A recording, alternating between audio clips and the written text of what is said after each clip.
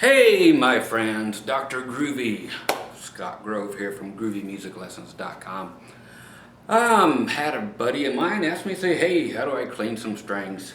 So I'm going to show you a couple ways, and I'm going to check out a couple ways, okay? This here is how to best bring them back to life, okay? A couple of these will be without cleaning them. Okay, so just the grossest strings you've ever seen in your life. And I'm not going to clean the first couple of demonstrations on the strings. Then I'm going to throw a couple products at you. One that I know that works, another one I have no idea. But hey, it's time, and I found the grossest guitar I have. It has never been, I think I plugged it in to make sure it played once. I might have done a review on it, just as nasty as it was. And it's still got the original strings, I think. And it's still got all the crud on the fretboard, and it has non-elixir strings on it. So the worst axe that would be this Dean little Flying V acoustic. Okay, let's check out this fingerboard. Okay, so we have smegma galore in this thing. Okay, check out these lovely strings. Okay, there you go. Smegma. Oh, look at that. Nice. And it sounds just like it looks, of course. So let's see what happens to the tone of the strings, which is not much. I bet you that's what 90% of the people who are watching this, what your strings sound like right now. Yeah, the guitar sounds like crap because it's that thick. Not really meant to sound better than a, what is it, the Martin Fudge Packer guitar? Sounds about the same. So they are beyond dead. And I think if I probably tried to tune it, they would all break. Okay, so let's see what the first few couple methods are. Some are known to work, some are known to fall flat on their faces when you try it. One of them, which a lot of people in general like to try, is the loosening of the string and then popping it. Okay, so you got. So what's supposed to happen here? It's supposed to take the string,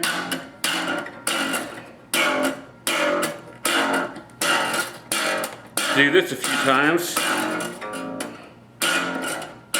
and that's supposed to pop all the junk out of there.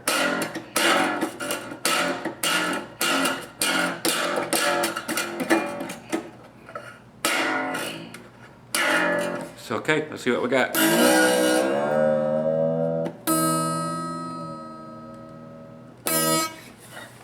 There we go. There you go. Yes, it sounds like brand new. This is a tried and true method that does work. Bass players definitely know this. It sounds like brand spanking new compared to.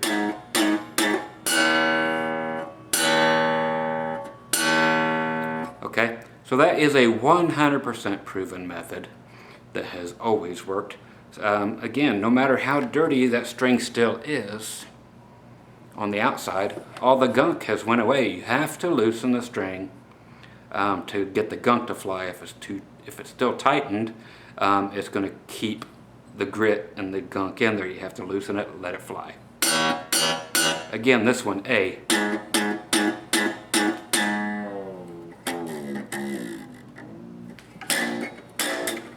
About 10, 12 of these pops.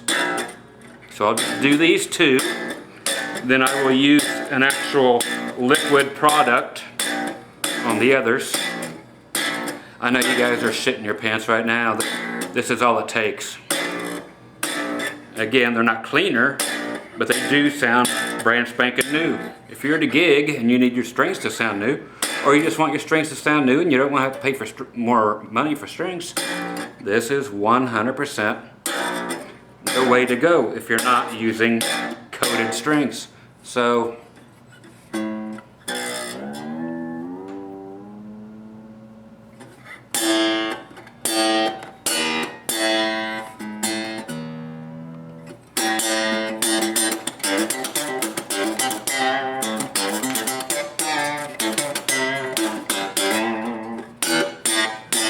okay, so we have a winner. Okay, the other one that an old bass player of mine used to use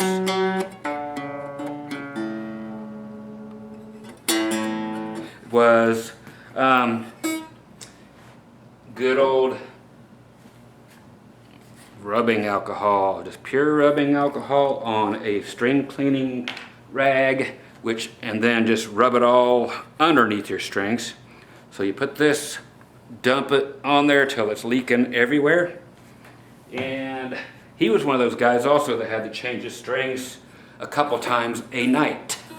And you're like, that's crazy. It's like, no, some people just have this problem. I'm going to stick this on the D string. Okay, so I'm just going to put it under the string. This makes a shitload of noise, and it scares the people on the dance floor, and they plug their ears because of this. It's like fingernails on a chalkboard.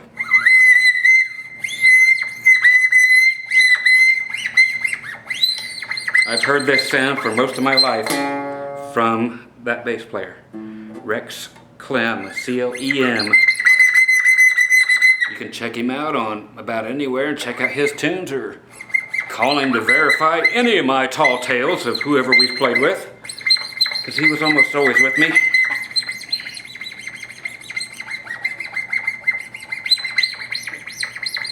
And he would do this, and it gets really cold and goes sharp.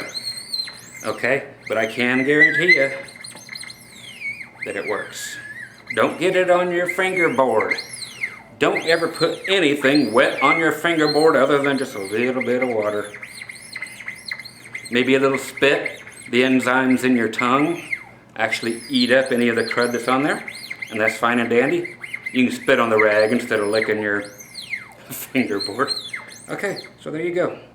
And there you go. There's the greenness that just came off that one string. So that string is a little cleaner underneath. Okay, you ready? Compare it to the others. Okay, so the other ones are actually brighter.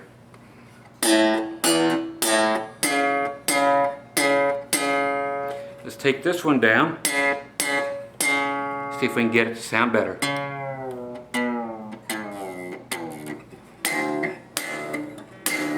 We'll try it all and just see what actually works in front of your eyes. People are sick of me just saying, this works! I'm Scott Grove, so I said it, and it works. So you want proof, you get to sit through here or fast forward. So that was rubbing alcohol. And here we go.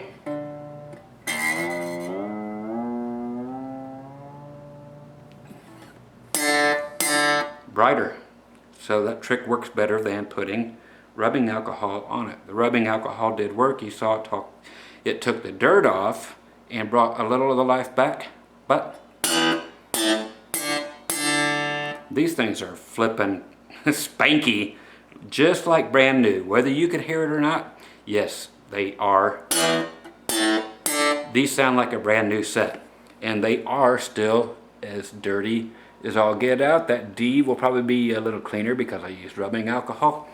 Now here comes the weird one that I've never tried, and this is going to be acetone. My acetone doesn't make any thing, but yeah, just good old fingernail polish remover. I've never used it, but it was right down here next to this other thing. So I'm going to try it on the last wound string I have, which is the G string. Now, I will tell you that the rubbing alcohol does work fine and dandy for the plain strings because it just cleans them up. And you're not going to get, yeah, yucky. That stinks. And you're not going to get cut like a razor wire you know, like if you just left it rusty like it is. Okay, going on the G string without anything, here we go. Sounds like shit. Okay. Wow. Again, fingernail polish remover. Don't get this on anything, especially your binding or your nut or your finish. It will eat through it. And don't get it on your fingerboard. It ain't gonna be any good for that. I'm gonna turn it so it really gets on there and gets across the top too. Not just underneath like I did with the other stuff. Wow. Okay, again, we have the green ring and a little tear just from filing on that string.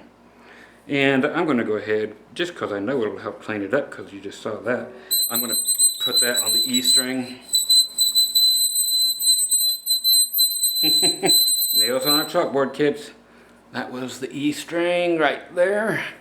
I'll go on the back side for the B string using fingernail polish remover. All the dogs in the neighborhood are howling. And this can't hurt it. Again, I can feel all the dirt coming off underneath it. And that was, make sure you can see it, the B string.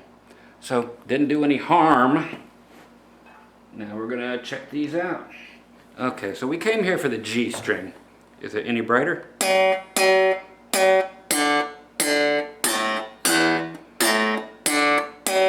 Nope, fingernail polish does not work. Let's try the other thing. I know fast fret does not work, all that other bull crap.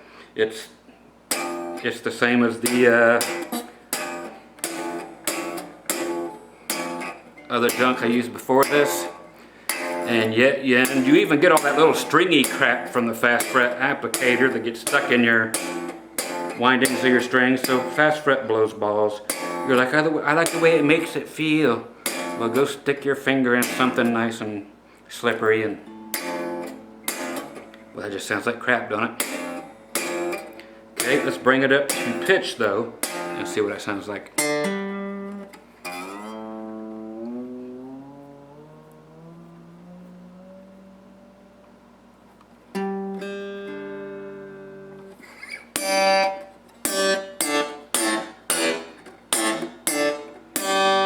Pretty flipping good. Okay, so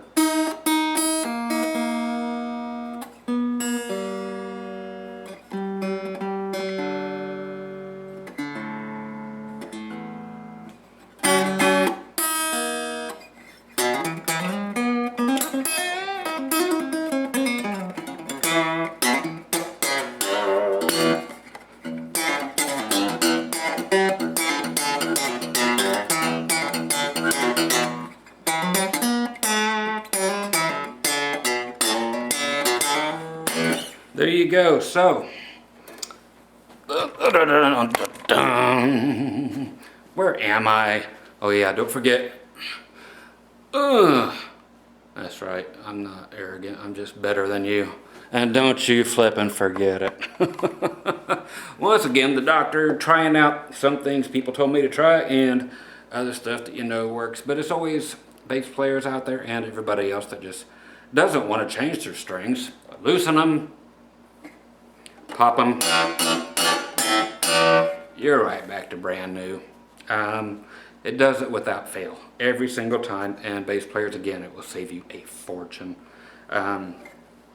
That's it. So enjoy, and again, if you want to clean them with whatever you want to clean them with, but don't make them rust, because a lot of products make, you know, liquids against metals, they rust.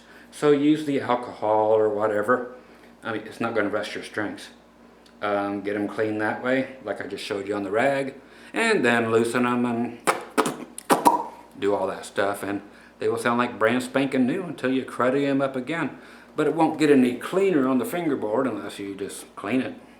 And again, a little spit, some enzymes that will eat the bacteria, and a little tiny dab of water will do you. And that'd be it. So you guys play well. Enjoy your brand spanking new sounding strings for as long as you can. Okay, later. Bye.